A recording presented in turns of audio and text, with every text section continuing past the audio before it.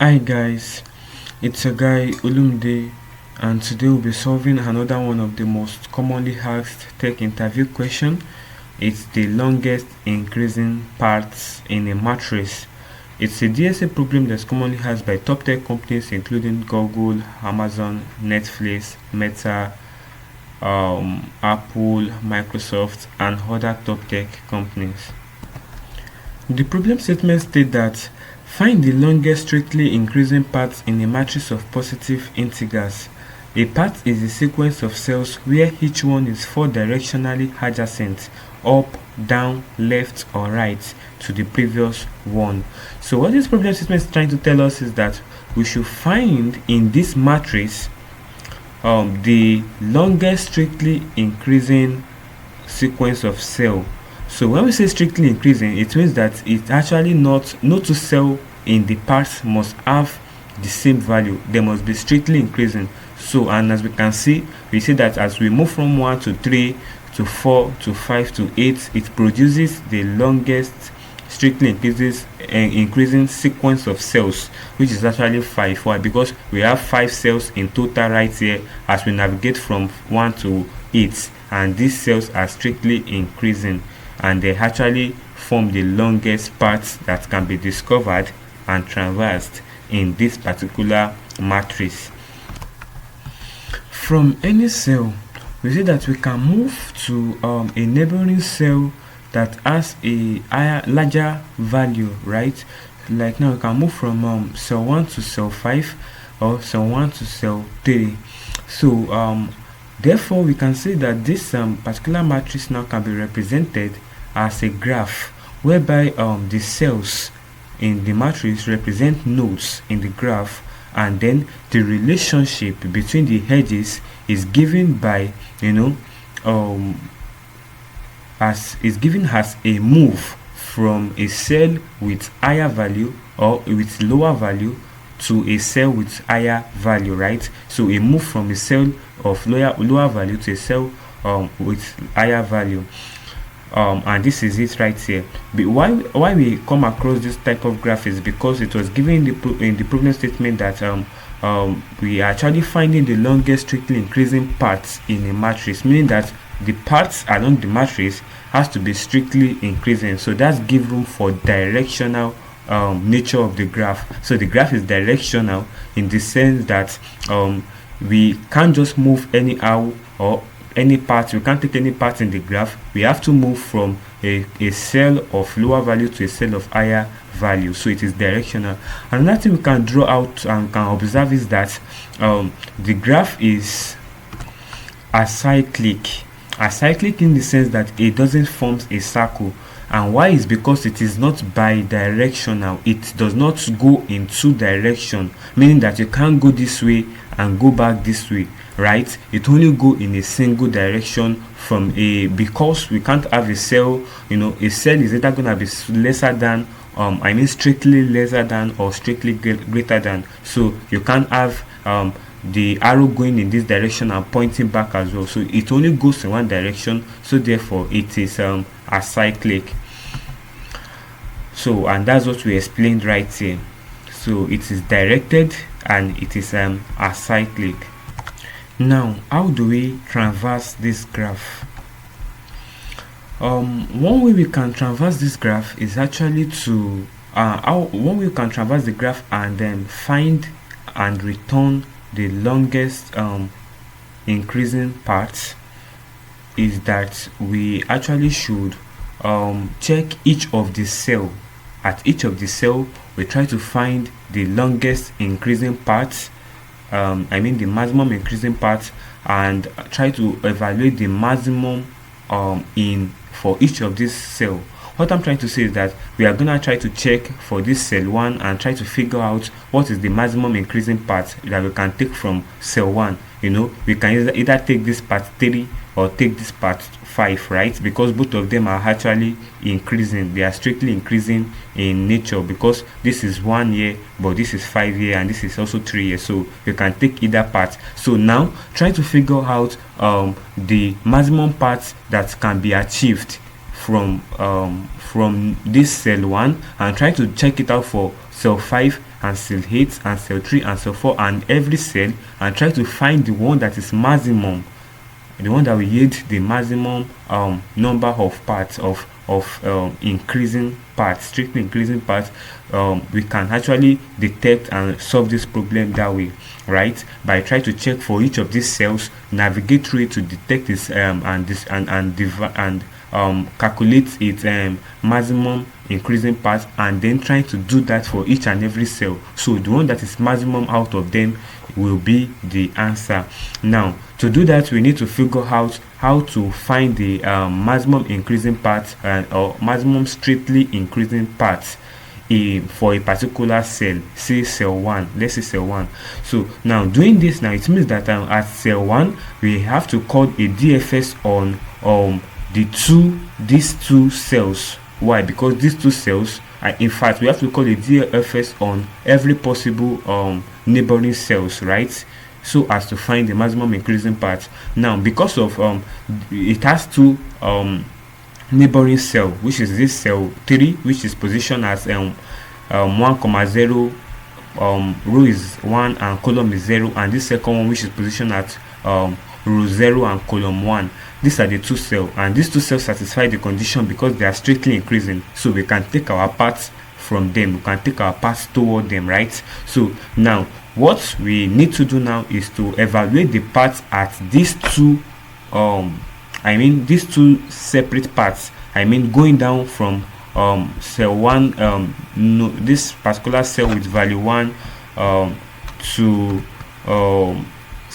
this cell with value 3, and going on from there, and try to evaluate the one for 5 also. Taking this particular root here, which is kind of horizontal.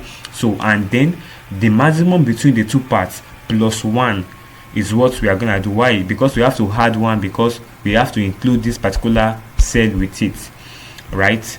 So, and then the maximum that we get is going to be the maximum for the maximum part that can be achieved from cell 1, and then we're just gonna do the same thing for cell 5 and cell 8 up to cell 2. So the maximum overall is what we are going for, and this is actually the code implementation for what I just said now.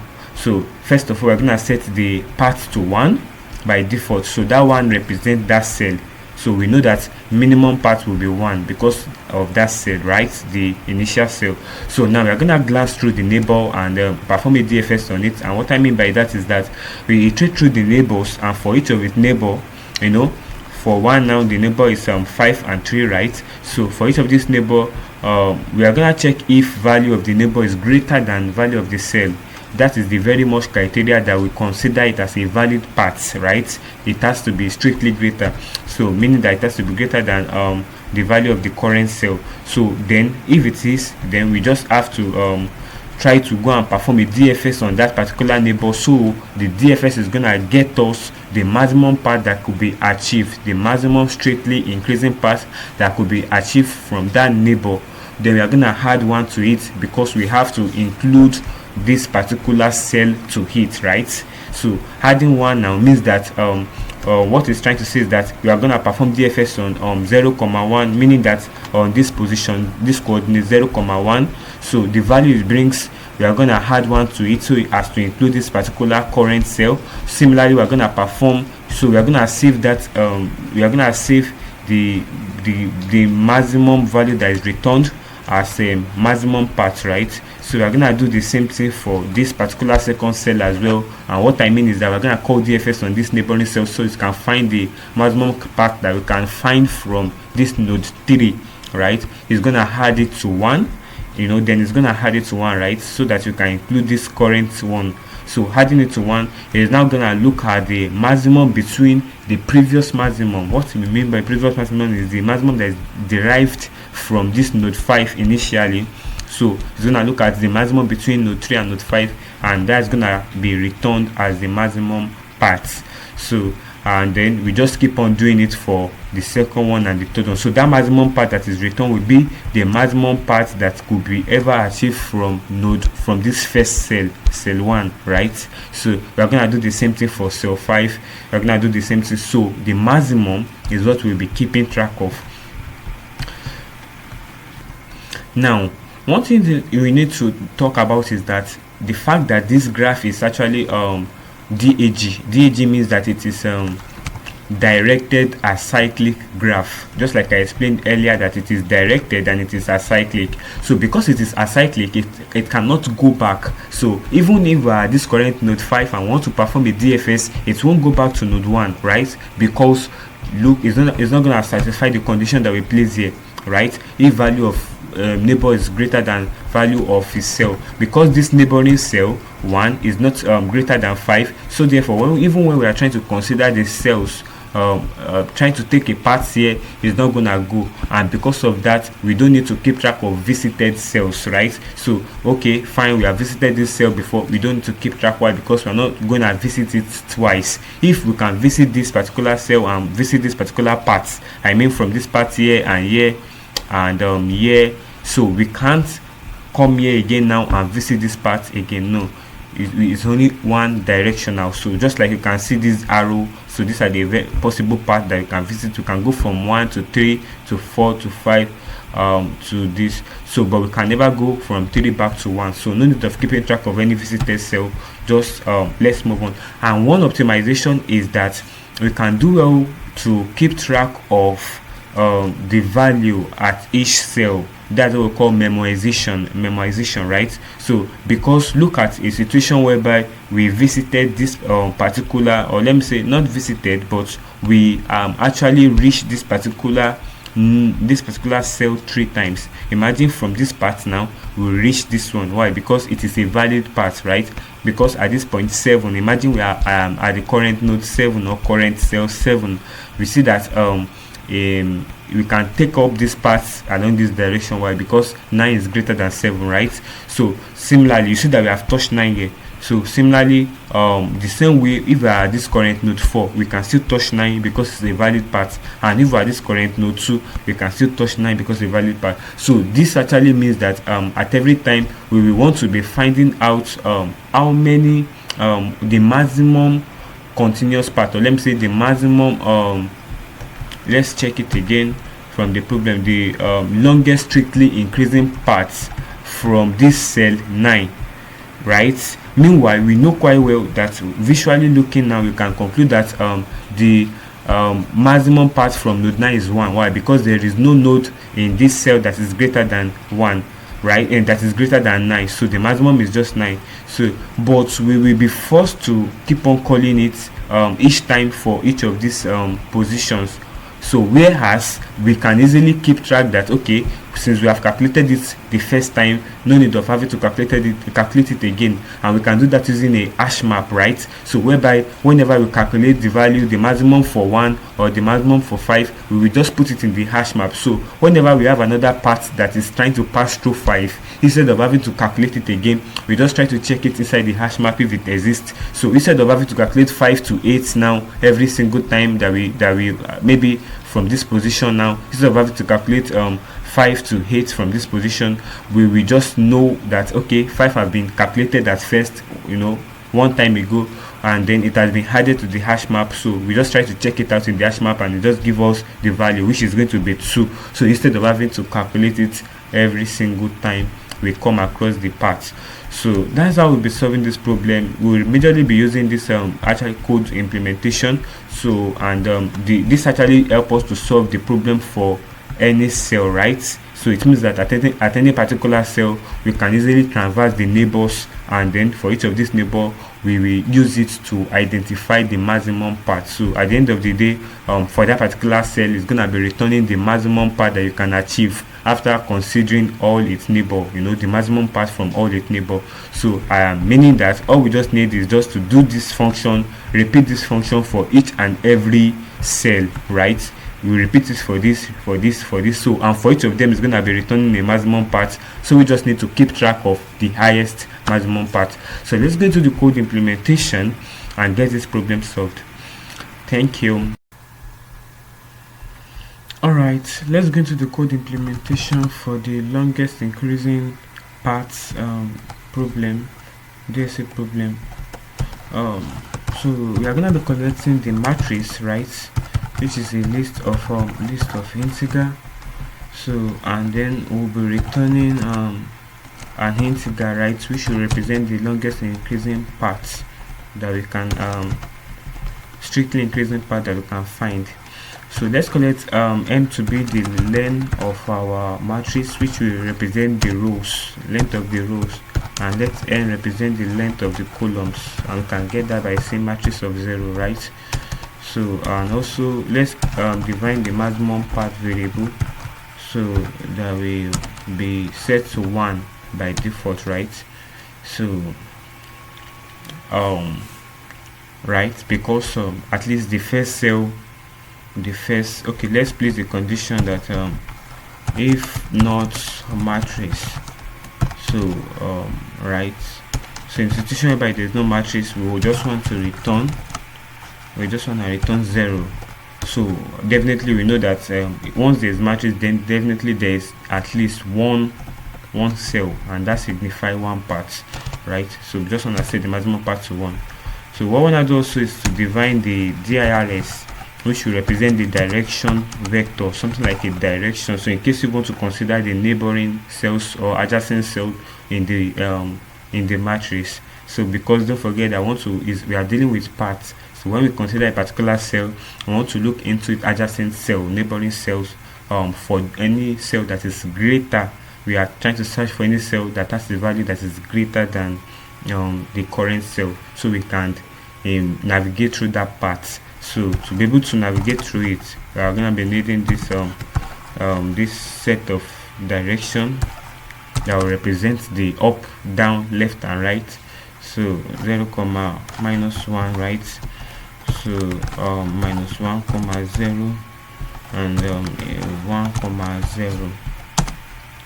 So alright, now let's start to traverse through the matrix for r in range of m. So this is for the range and for the row, so for each row and for each column, so each of the column n. So what we now do is that you want to check and keep track of the maximum path. So maximum path equals to maximum between the current maximum paths. So why? Because we are going to be doing that for each and every cell. So and we need the maximum paths, so for each of all the cell combined, meaning that if we come across the cell now and we record the maximum path to be 5, if we come across another cell that is that have a greater maximum path, then we want to save that as our new maximum path. But if it is lesser, then we just ignore it. So maximum path and DFS. So I'm going to be calling DFS now on that particular cell, so as to try to before we can evaluate the maximum path at this cell, at any particular cell, we get it from calling recursively calling the maximum paths. I mean recursively calling a DFF function to try to get the maximum path from its neighbor. And how we can do that is by, first of all, we want to tap into each of these neighbor and try to check if they satisfy the condition that the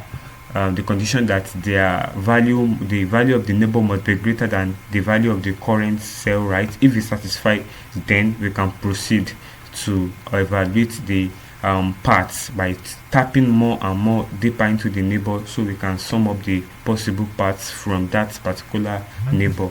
So we're going to be having RC, they want to pass in our matrix, they want to pass in the DIRS, so which should help us to navigate into their neighbors.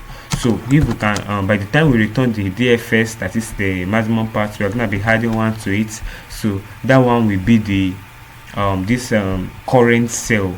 You understand? Don't forget that DFS is actually going to be done on the neighbors. You're going to see what I'm trying to say now. So let's create the DFS function, right? So it's going to take in R, which is an integer. It's going to take in the row. You understand? So these are representing the coordinate of the cell in the matrix, right? So we're going to take in matrix as well, which is actually a list of integers, and we're going to take in the DIRS, right? So which is also a list of integer.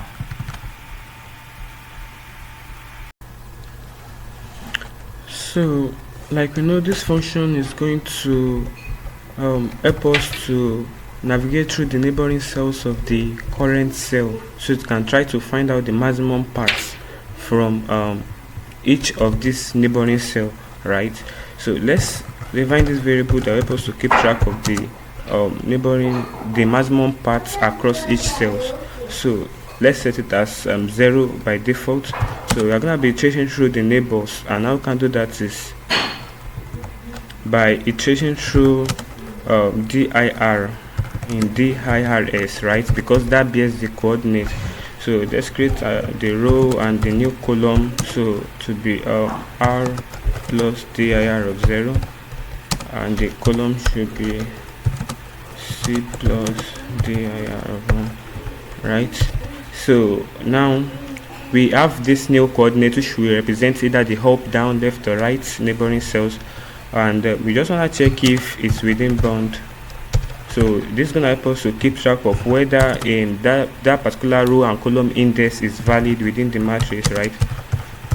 So and then if it can be valid, then it's not going to return an index, sorry, right?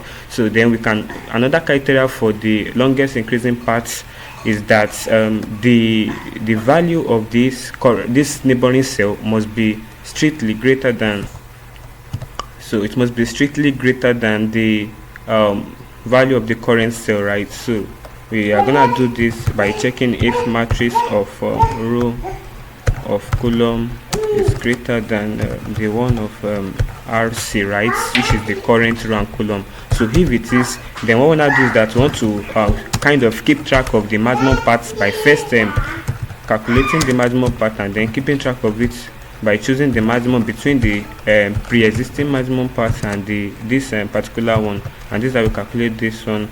We passing row, passing column to this DFS function, and what it does is that it recursively go through the neighbors of this neighboring cell, right?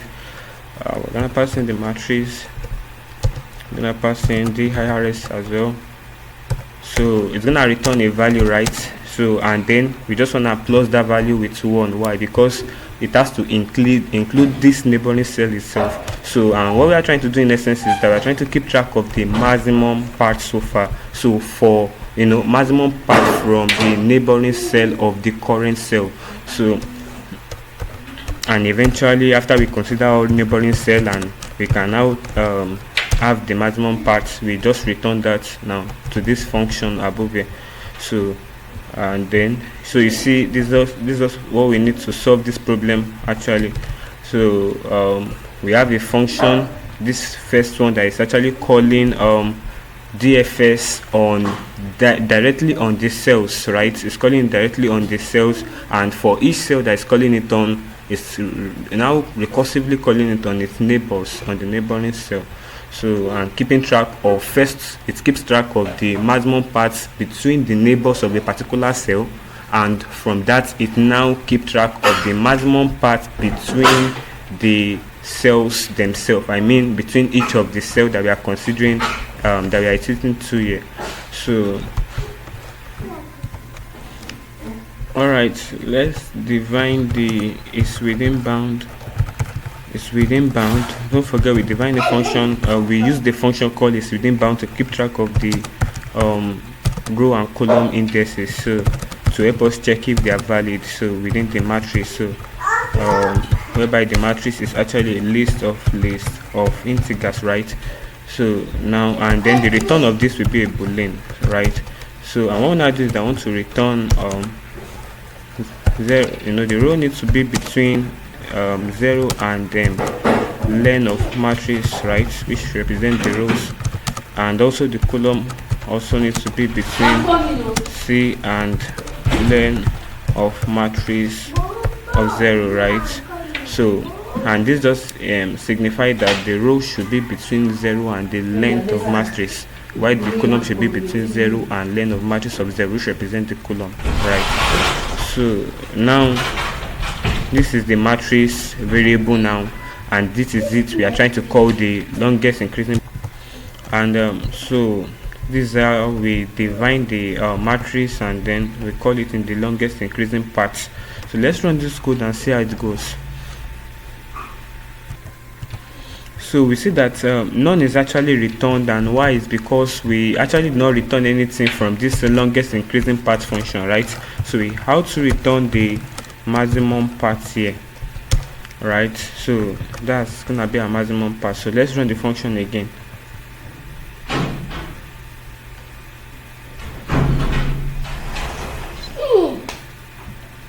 Alright, so 5 have been returned, and you can see that it's actually 5 from the problem statement that we have on the screen.